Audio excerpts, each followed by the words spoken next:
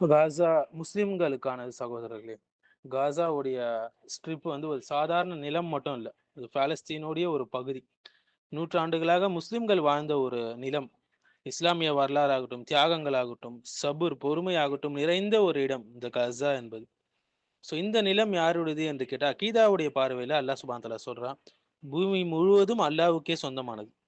அது எந்த நாடும், எந்த நிலமும் அப்சல்யூட் ஓனர்ஷிப் யாருக்கும் கிடையாது.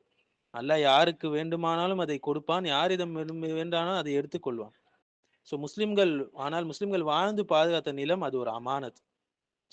காசா வந்து உம்மத்துடைய ஒரு கண்ணியம். இது பாலிடிக்ஸ் மட்டும் இல்லைங்க, மாறாக இது உம்மத்துடைய கண்ணியம், உம்மத்துடைய ஹானர். இது ஒரு தீனுக்கு வந்த ஒரு சோதனை என்று சொல்லலாம். நபி ஸல்லல்லாஹு அலைஹி வஸல்லம் சொன்னாங்க, முஸ்லிம்கள் ஒரு உடலை போன்றவர்கள் என்று.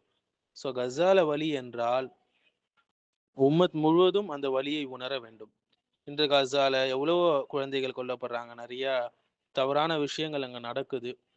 இது புதியது கிடையாது, வரலாற்றுல எல்லா நேரத்திலயும் நடந்திருக்கு. சிலுவை யுத்தங்கள் நடந்திருக்கு, மங்கோலிய தார்த்தார் அந்த மங்கோலியர்களுடைய இன்வேஷன் அதுல நடந்திருக்கு. முஸ்லிம்கள் சோதனைக்கு உள்ளாகி மீண்டும் எழுந்துள்ளாங்க.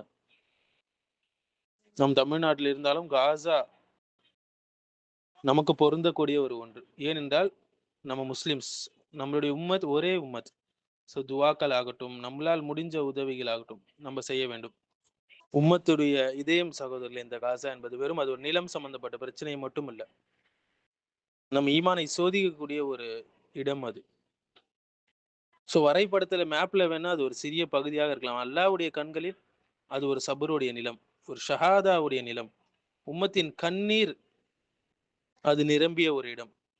இன்றைக்கு நடக்கக்கூடாது எல்லாம் அங்க நடக்குது. வீடுகள் சிதறுகிறது, குழந்தைகளை மண்ணில் புதைக்கிறார்கள் தாய் தந்தையர்கள், உலகம் பார்த்து கொண்டிருக்கிறது, உம்மத் தூங்கி கொண்டிருக்கிறது. இது அவருடைய பிரச்சனை மட்டும்தான்னு கேட்டீங்கன்னா நிச்சயமாக இல்லைங்க. ஏன்னா முஸ்லிம்க்கு ஒரு பிரச்சனை என்றால் மற்ற முஸ்லிம்கள் உள்ளத்தில் அது ஒரு பாதிப்பை ஏற்படுத்தும். காசாவுடைய வலி நம்முடைய வலி, காசாவுடைய கண்ணீர் நம்முடைய கண்ணீர். நாம் அதை உணரவில்லை என்றால் நம்மளுடைய இதயத்துல தான் பிரச்சனை இருக்கிறது. ஏன் அல்லாஹ் இதையெல்லாம் அனுமதிக்கிறான்னு சில பேர் கேட்கலாங்க. இது ஒரு சோதனை. யார் உண்மையான முஸ்லிம், யார் வெறும் பெயர் தாங்கி முஸ்லிம், யார் துவா செய்யறாங்க, யார் சைலண்டாக இருக்கிறாங்க. கோபம் மட்டும் போதாது, வாட்ஸ்அப் ஸ்டேட்டஸ் மட்டும் போதாதுங்க, இரவில் எழுந்து துவா செய்யணும். நம்மால் ஆன உதவிகளை நாம் நம் சகோதரர்களுக்கு செய்ய வேண்டும்.